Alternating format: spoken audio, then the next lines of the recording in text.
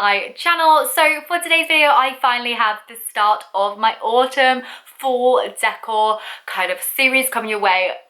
If you like pumpkins as much as I do, you are going to be in for a real treat over the next like 8 weeks or so whilst I DIY all of my autumn decor back to basics. I'm literally going to be DIYing everything I possibly can because here in the UK we don't really celebrate like autumn, fall as much as in the US and everything, and I really want to kit out most of my home with the autumn decor, but obviously can't get hold of it, so I'm just going to DIY my way through the whole season.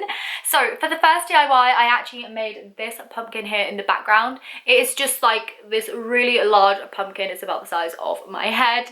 I made this out of a bath mat and it actually required no sewing at all. I did do a little bit, which is an optional extra, but obviously that's down to you. So yeah, I'm just going to show you how I made this. I think it would be perfect for like a minimalist decor, bringing things right back to neutrals, a boho, a farmhouse, anything like that.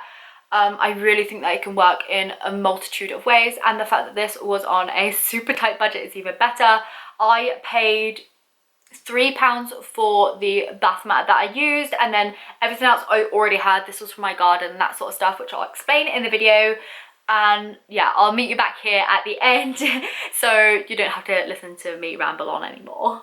So to make the pumpkin, I actually used this Primark bath mat, which I got in there a little while ago, but these are actually on sale now for £3 each, which is even better. I did use this same bath mat for my wall hanging, which I have in my living room, so if you haven't seen that video, I will leave it down in the description down below. So what I went ahead and did was cut my bath mat in half, cut off all the tassels, and then started cutting out these almost like elongated eye shapes. That's the only way I can describe them. I'm sure this shape has a name, but I cannot for the life of me think of it. So we're going with the eye shape. I went ahead and cut 6 of these in total. I didn't measure them, use a template, nothing like that. I just cut one out, thought that looked about right, and then made the same thing over about 6 times. You can obviously play about with this however much you want, however many segments of your pumpkin, however big you want your pumpkin to be, but I just winged it, and to be honest, they were about 30 centimeters in length. To join them up, I actually used hot glue, so I just hot glued around one of like the semicircles and then stuck the other piece on, pressing down, making sure to like really munch all the cotton fibers in there to make sure it was nice and secure. So once I had 3 sets of 2, I then went ahead and joined them up. So I started off by, you know, working on one of the sides and then added one of the layers. So then I had 4 pieces joined up, and then I did the same with the last 2. So I just worked on one side first of all, placing it down, mulching it between my fingers to really get it in there, and I just made sure to just glue it up all the way around.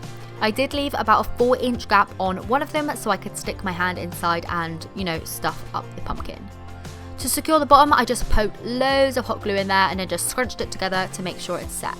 I then left it for about 5 to 10 minutes to make sure all the glue had fully cooled down and hardened, and then I went ahead with some polyfill, which is also just toy stuffing, which you can get from like Hobbycraft and stuff, and I just stuffed up the pumpkin. I did manage to get all the little scrap pieces of cotton as well and chuck them in the middle so that I saved myself a good handful of, you know, stuffing there, and used up the scraps as well. So I then ventured out into the garden and found this twig, which is actually from an oak tree we cut down a couple of weeks now because it just started growing out of nowhere, and where it was growing it could not grow into a full-blown oak tree, so we cut it down, but we still haven't got rid of all of like the twigs and branches and stuff, which was just perfect for me because I needed one. So I went out there and found this piece, and it was like the same length that the pumpkin was with a little bit extra on, which was perfect. I sanded it down with a 60 grit sandpaper and then 120 just to really smooth it out and get all of like the sharp bits off. To make sure that it was really like, you know, secure and standing up nicely, I made sure to add in extra stuffing just to stuff all the way around the stick just to give it a bit of extra structure. I then went ahead and used some hot glue to seal up the hole, so I just popped it along one side, brought them together, and then just like mulched in with my fingers again. I then cut off the excess because this bit here did get a little bit messy, and then my pumpkin could have been complete, but I actually went in and did one step more. I decided I wanted a bit of extra kind of dimension, so I actually used some really extra strong like cotton thread, which I had left over from recovering my sofa, and I used a 18 centimeter like bare doll making needle, and I just went ahead and like really cinched in between like the bits of fringing. Does that even make sense? Probably doesn't, but I just separated each segment in half by pulling string through and pulling it tight to really like pull it in. And yeah, hopefully you can see it on screen now and understand what I mean. So yeah, this is obviously what the pumpkin turned out like. Like I said, this was a no sew tutorial because I knew my sewing machine would kind of struggle going through so much fabric basically. I do have a bigger sewing machine that probably would have gone through it, but yeah, just have my little one here. Anyway, yeah, so this is what it looks like close up. It's got all the bath mat texture going on, but then I've just got lipstick on that, by the way. I've also put in like some pieces the other way round. So as you can see here, like this is the back side, but because it was all cotton, you can kind of like, you know, mix and match, do whatever you want, then have it whatever way you want facing. I've had mine facing this way so that the stem kind of like, like waves around. I don't know what you'd call it. But yeah, it sort of waves around, gives it a nice bit of extra dimension. It's really smooth because I sanded it down, and to be honest, I'm just so amazed with this. I've just put it over there for now. Just look at that on top of my safe. It looks beautiful. But the main reason I actually DIY'd this one was because of this new oak cabinet that I have. I want to really stick with the white decor on top because obviously the colour is so, and it's really just coming at me. I am thinking possibly of lighting it, but it's in such great condition I don't want to touch it just yet.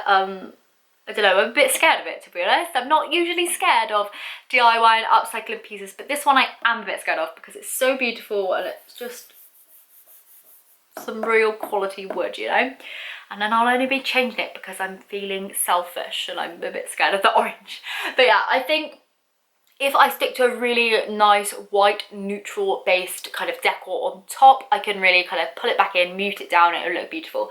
So yeah, that's why I made this large pumpkin today. So yeah, hopefully you enjoyed this video. If you did, please do give it a thumbs up. I'm not gonna lie, I have been a bit of a pumpkin maker over the past 4 or 5 years, going on strong now. We're going on.